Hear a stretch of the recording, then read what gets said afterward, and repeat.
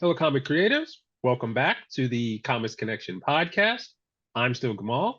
He's still Andy. And we are still talking about the business and creative side of running a comic book business. Andy, how you doing? I heard you got some good news on the crowdfunding front a couple days ago. That's right. Our Midnight Tiger hardcover campaign by Ray Anthony Height is at this point funded, and we are well on our way to some really cool stretch goals. So if you're interested in an awesome book and awesome stretch goals, now be a good time to search out Midnight Tiger Origin. Very good, very good.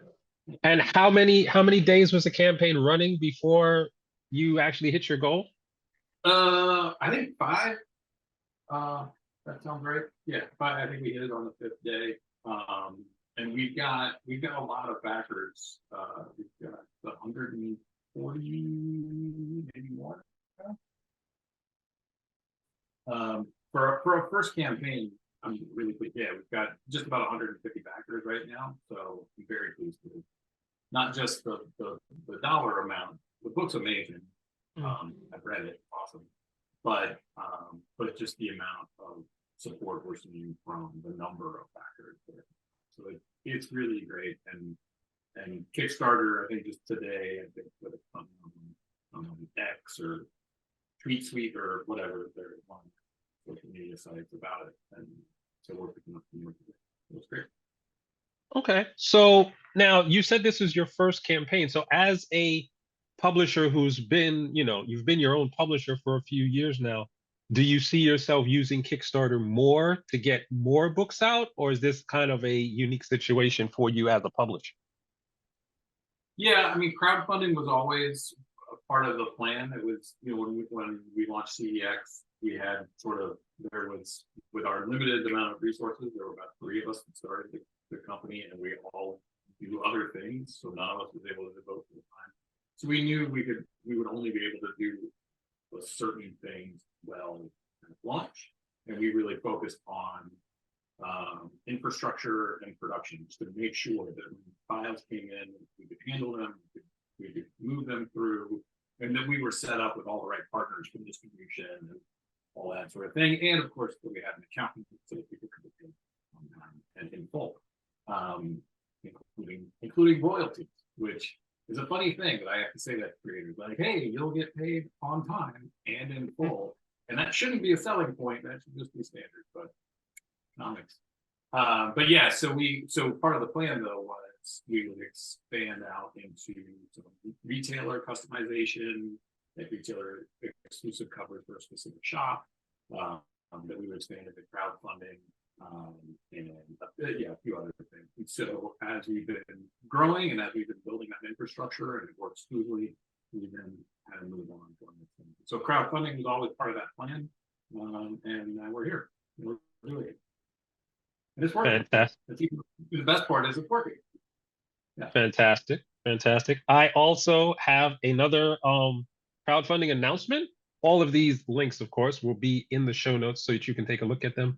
The preview page for my next book, The Business of Freelance Comic Book Publishing, is already up on Kickstarter if you want to follow the campaign. If you are a freelancer or if you work with freelancers as part of your business in comics, this is a book that you probably want to check out. The campaign was scheduled to launch July 12th, but again, the link will be in the show notes so that you can check it out and hopefully back the project so I can have a successful campaign, just like Andy.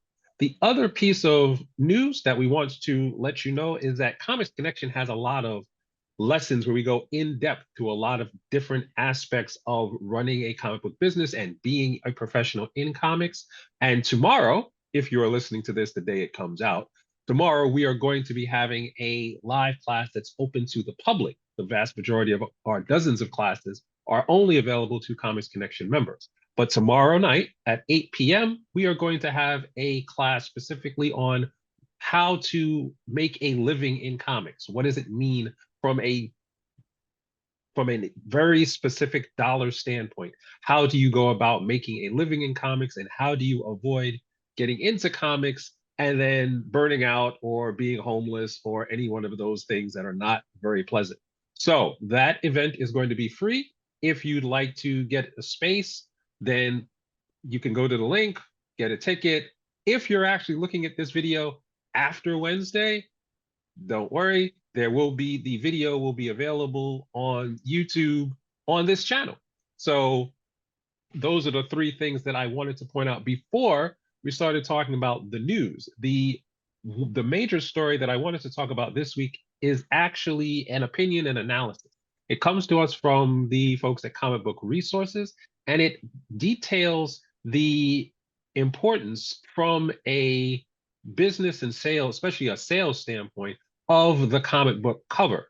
The cliche is that one should not be judging a book by its cover. However, in comics, it is exactly the opposite. So many books are their sales, their popularity, all of it is actually, it starts with the cover. The cover is the closest thing that comics has to a trailer or a teaser that you can get. So, Andy, as a person who has worked with conglomerate characters and licensed characters and new intellectual property, how do you approach getting a cover set up, or what do you look for in producing a cover for any particular book? First of all, I'm totally going to hijack the phrase conglomerate comics Mhm.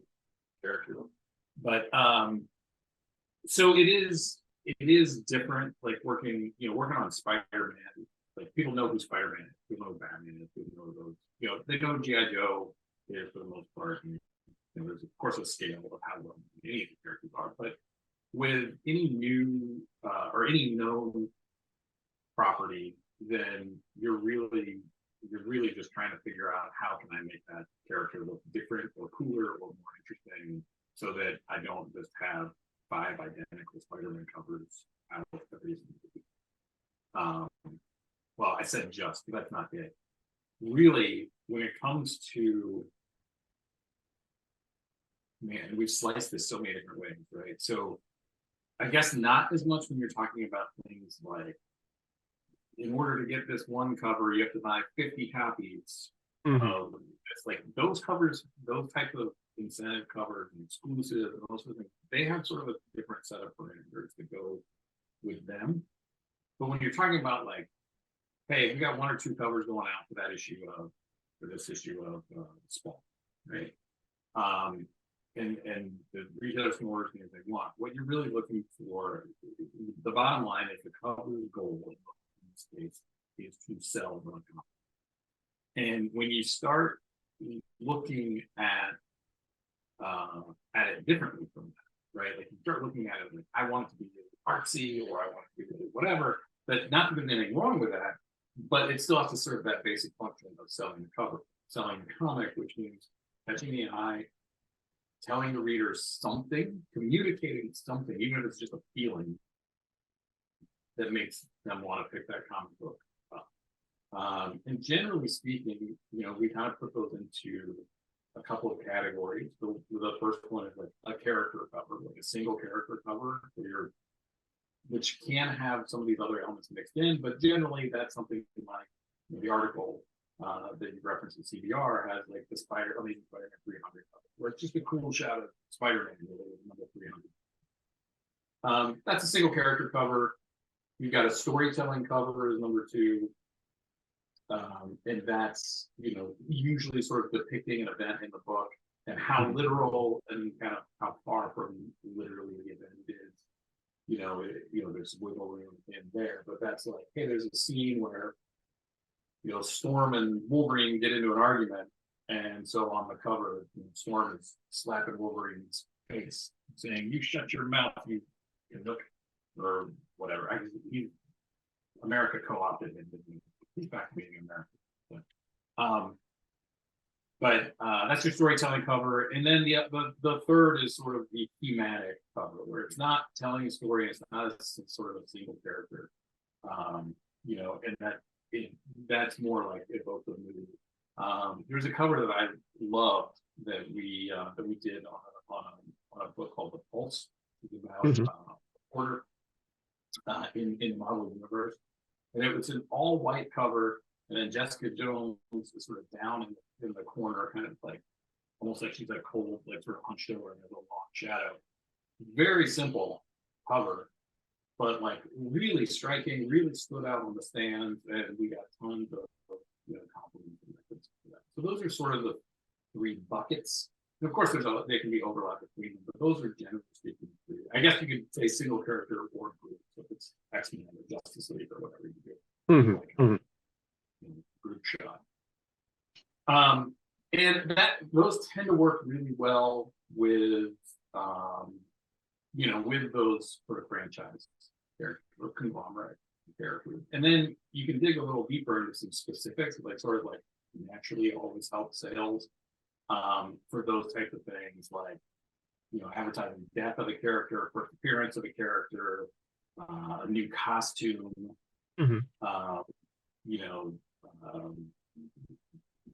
end of an era type stuff, like those sorts of things, tend to move the needle. And I'll give a little anecdotal evidence of that. When I was at Marvel in the early mid 2000s, I was editing Spider-Girl, which was a lower selling title, and it had been on the chopping block a number of times. It had a very rabid, very awesome fan base, so it would be letter writing campaigns. They just barely rescued it a couple of times.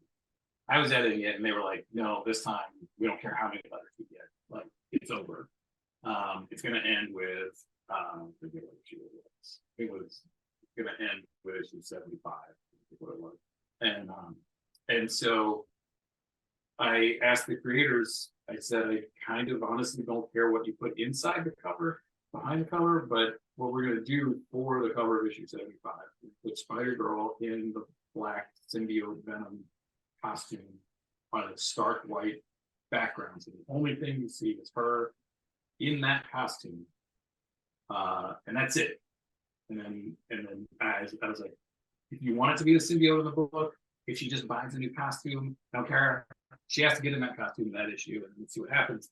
And sure enough, we wrote up the solicit. I think Ron Friends did a cover, and sales went through the roof, and we rescued it again. Marvel was like, well, let's see how much of the sales increase we keep going forward. And we wound up, I think it made it all the way to 100 eventually. So like it lasted for like 2 more years, I think. I was off the book by the time it eventually ended. But yeah, but like just new costume and an iconic one at that, on a character that hadn't worn it before, and boop, sales went up. And it was kind of amazing to see it. Like my cynical self was in full effect that day. To see what we can do, and it worked. It really was. It was the sales we faced pretty much on that cover alone. Now, sales stayed up, which meant that the content obviously got some new readers on board. So, but that's sort of that conglomerate cover thing, and then the retailer exclusive stuff, and that's different. You're looking for rabid fan bases of the artists. You're looking for some different things there, because you're looking to sell essentially the same item for more money, but to fewer people, right? And so that changes the parameters there. And then on like new properties, smaller and mid-sized publishers doing new IP, you got to compete with that Spider-Man in the new costume issue, or the death of Robin in the Batman issue that month, or whatever, and you've got to find ways to stand out. But ultimately, the goal is still to sell the book. But the best way to do that is, how do I stand out on a rack against those things? Like for example, CEX had corner boxes, it's sort of a throwback for the 70s and 80s.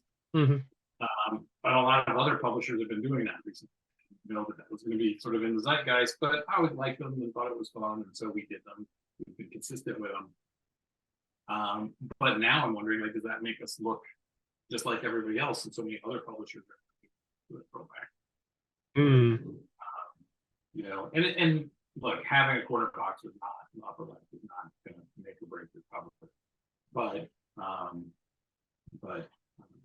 for us, it's just how can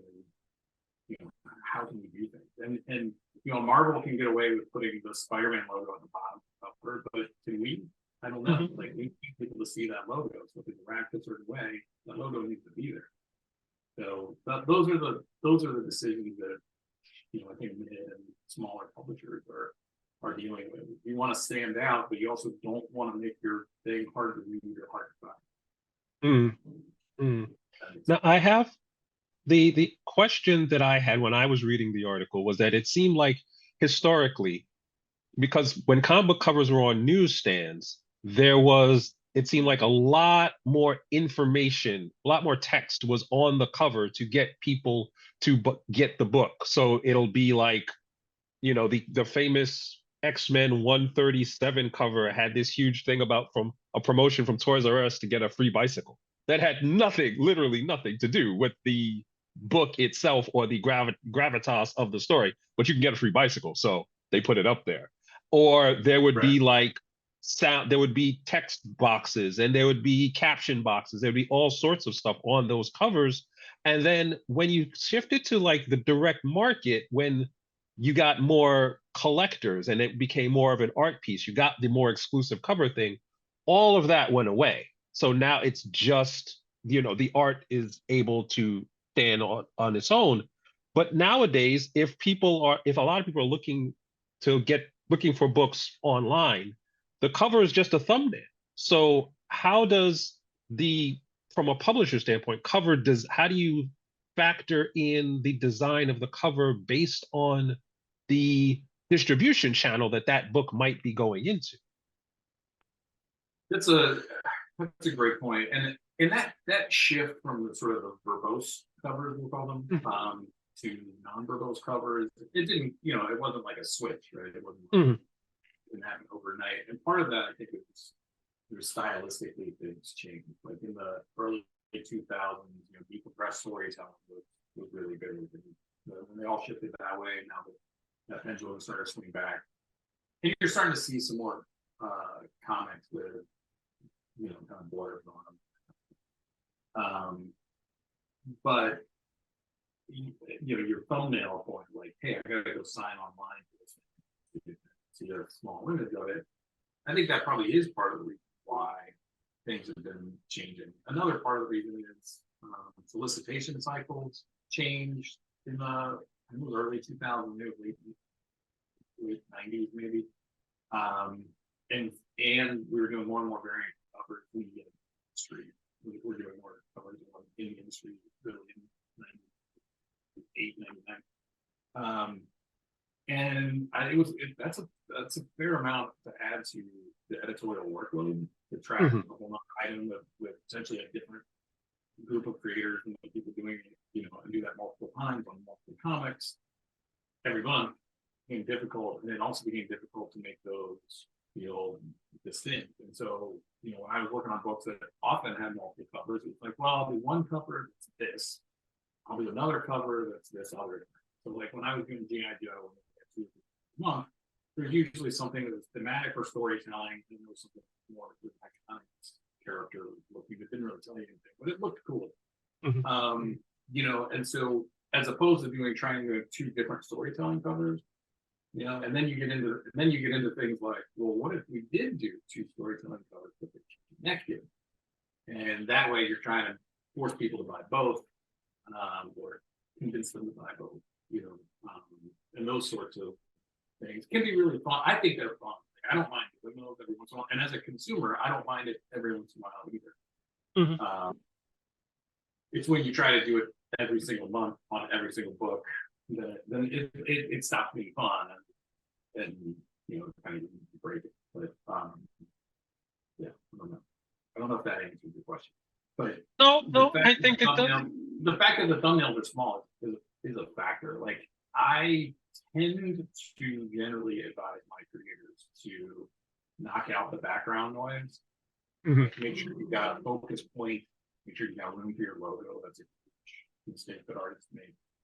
I'll get a lot of artwork, and they're like, "Well, I just figured you can put the logo in the lower right-hand corner." I'm like, the last place anyone will look for it, or the issue number, or the price, or the whatever. Like, no, we're not doing that. Like, gave you a template. It says, "Don't block this." You know, and I don't mind. Actually, I'm a fan of elements that will pop over a logo as long as it doesn't make it. I think that adds some dynamics to a cover, but other publishers are like, absolutely not. Don't touch the logo. Well, I do remember that just historically speaking, there are some major major covers that I remember where literally the part of the draw of the cover was that the title treatment was destroyed by the cover. So if you think about that, the first appearance of like Beta Ray Bill, and he's like Oh yeah, smashing it's like the smashing down, words. it smashes the Thor words or things like that. But what the question that I wanted to ask was in terms of like the I don't want to I guess I don't want to call them gimmick covers. They're like foil covers, 3D covers, Covers hologram cover. enhanced covers. Oh, So the covers enhanced covers. Okay, yes, not gimmick yes. covers. Got it. Yeah, they're Okay. not gimmicks. We're not tricking people. No. So giving us publishers a bad name. Yeah, those different cover treatments for sure, like the materials and the, yeah. Sorry. What's the question? The question is, how much do those impact the actual sales and the actual cost to make a book as a publisher? Well, they are more expensive to make, Mhm. which is the part of the reason to to charge more for them because they are substantially more expensive. And different types of covers and different types of treatments have different costs associated. But generally, you're looking at a significant cost hike on the production of the book. In terms of how they affect sales, I'm going to sort of I was listening to an interview with Megan Rapinoe last night. That was really interesting, and she was talking about how, if you don't know who Megan Rapinoe is, comic book fans, she's a member of the U.S. Women's soccer team, and very very famous, popular. But she's one of the reasons why she's regarded the way she is that she had a platform and she fought for like really good causes and equal pay for women in sports, equal access to facilities and all this sort of stuff, along with the rest of the team that she was kind of the face of it. And what she said that I thought was just like spot on, and she said this going back years, was she only has that platform because they're winning, right? As long as they're winning and they're popular, then people want to know what they have to offer beyond just scoring goals, right? And it's sort of the same way with covers. There's a long way to go into the covers. That you can do more gimmicks or enhancements or break out of your logo or whatever a little bit more, and sell all that stuff if your book is already scoring goals. Like if your book is already popular and is already doing really well, and because there's that demand. But if people aren't clamoring for it, right? Then and you got a book, and this happens sometimes that it just doesn't connect with the audience for whatever reason. Doesn't even mean it's a bad book.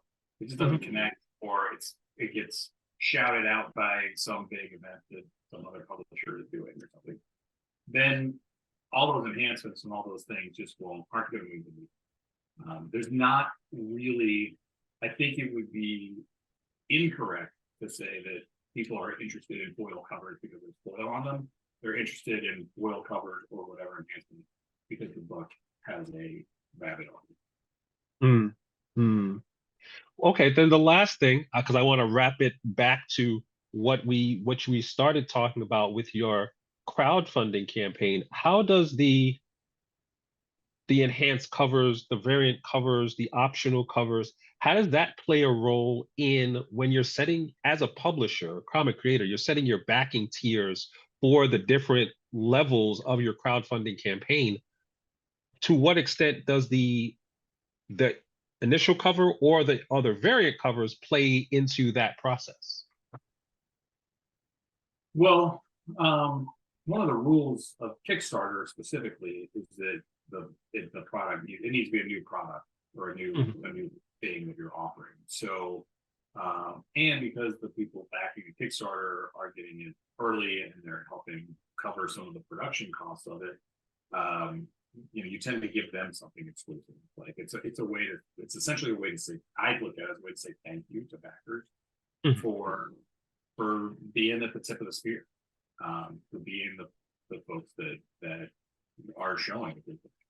And so they get their own version of it, which I think is cool. I think that's a good way to do it. And there is an extra expense, whether it's paying the artwork or printing in our case, we're doing dust jacket, making a different dust jacket is more expensive than 21.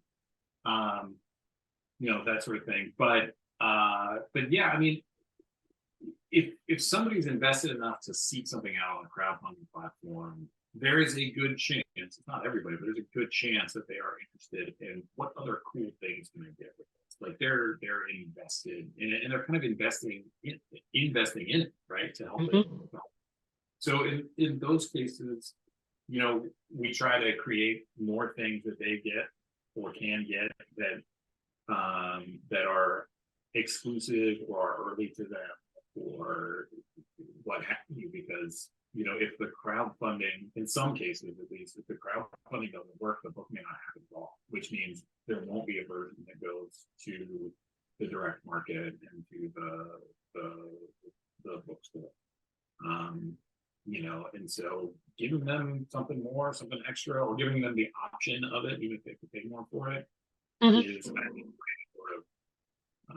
sort of say thank you and give them access to more cool things that they would like. And what I try not to do is try and twist anybody's arm. Like if you're at the tip of the spear, that's generous, and you're taking a leap of faith because you haven't seen the book yet. I don't want to twist your arm. And part of that too is wanting longevity out of the relationship with every backer that's on there. But Okay. that's my approach and my thinking. No, that makes sense. That all makes sense. All right, folks, that's going to do it for this episode of the Comics Connection podcast.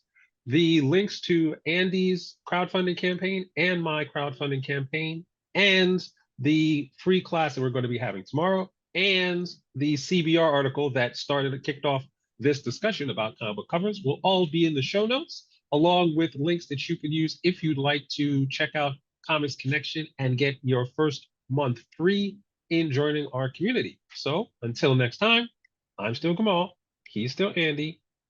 Have fun with your